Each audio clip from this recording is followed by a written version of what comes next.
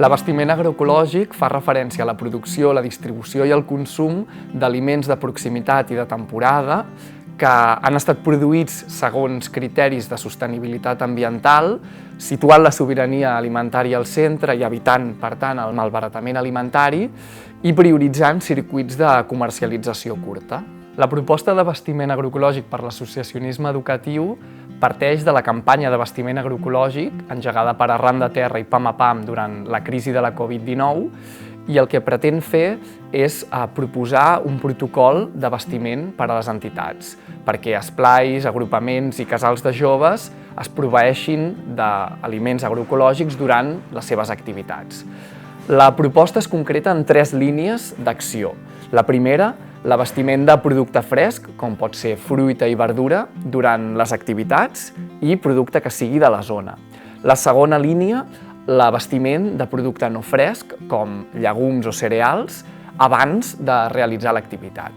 I la tercera línia d'actuació és l'abastiment de producte com ara mel, oli, fruits secs, per les famílies de l'entitat aprofitant el trajecte, el viatge, des de l'entorn on es realitza l'activitat fins al lloc on es troba l'entitat. Amb la proposta el que fem és calendaritzar els passos a seguir en cadascuna d'aquestes 3 línies d'actuació i també facilitar una sèrie de recursos com ara un full de comanda, models de missatges, calculadors de quantitats i sobretot el mapa d'abastiment agroecològic on es troba totes les iniciatives, projectes agroramaderes a les quals poden recórrer les entitats per proveir-se d'aliments per les seves activitats.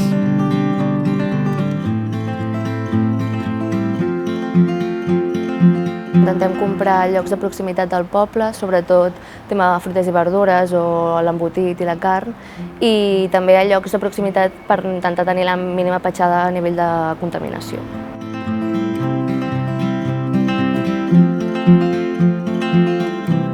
A l'Eixample hi ha un mercat de pagès, neix fa 7 anys en el si de Germanetes, i nosaltres coneixem aquest mercat de pagès, coneixem els productors que hi van i aquest productor amb la xarxa de consum, que entria amb la xarxa de consum solidari, decideixen fer mercadets i com apropar en diferents punts del barri abastiment agroecològic i considerem que un d'aquests punts ha de ser el casal de joves Queix i nosaltres, diguem-ne, tota la barra del casal no hi ha com grans empreses ni grans corporacions, tot és com entorn local o entorn proper, creiem que vol dir ser conseqüent i vol dir apostar per una transformació.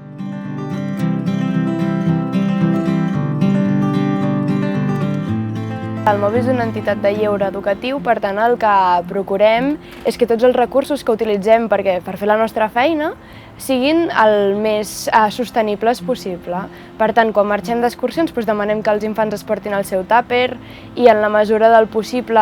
un cop estem allà, procurem comprar productes d'un comerç de proximitat i fruita i verdura també tot això de proximitat i de temporada, si pot ser. També intentem gestionar els residus de la millor manera possible, potenciant al màxim el reciclatge i intentem generar una miqueta de consciència ambiental, és a dir, fem activitats preparades perquè els infants creixin entenent la situació en la que ens trobem i coneixent el medi i estimant-lo. La nostra feina al final és contribuir en l'experiència educativa dels infants que passen per l'esplai. És a dir, que és molt important que quan surtin els infants surtin conscients i amb una visió crítica de la situació en què ens trobem, del que està bé, del que està no, de quin granet de sorra poden aportar ells per aportar i fer del món on estem un món millor, i això inclou el medi, inclou la sostenibilitat, per tant és molt important que sàpiguen que estimar la natura, estimar els productes, que podem aprofitar d'ella i aprendre a cuidar-la. És important incorporar aquestes pràctiques i mirades a l'associacionisme educatiu, en primer lloc, perquè creiem que és necessari repensar el nostre consum alimentari